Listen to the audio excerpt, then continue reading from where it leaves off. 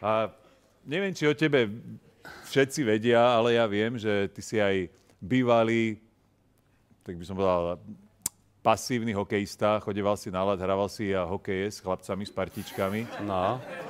Bolo to už pred nejakým Nemáš tam časom. nejaký záber, čo korčulujem a Jak tie vlasy. viali vlasy za mnou. Ty si mal ideálne vlasy práve pre hokej. No to je...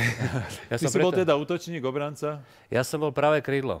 Tak A my sme hrávali, ja som chodil s tenistami hlavne hrávať a my sme boli, že Maroš Vajda v strede, Braňo Stankovič naľavo a ja som bol napravo a Miloš hral väčšinou za nami mečír v obrane s Jožkom Lohyňom, takže sme boli taká... Ste mali dobrú obranu. Hrozne dobrá obrana.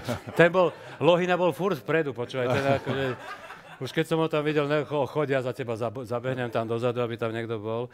Takže, ale bola to veľká zábava, lebo sme si povedali na začiatku systém, dokonca raz za nami prišiel aj pán Horský, myslím, že volal. Horský. Nakreslil nám niečo na tabulu pred nejakým VIP VIP zápasom. Nakreslil na tabulu, my sme na to pozerali, jak to čo je za snehulák, alebo čo. Potom sme vyšli na ľad a všetci za pukom. Na hrbe, jak malé deti, takto sme sa presúvali po ľade. Nič nefungovalo. Niekedy sa aj naši tak tvária. Niekedy to tak vyzerá, že?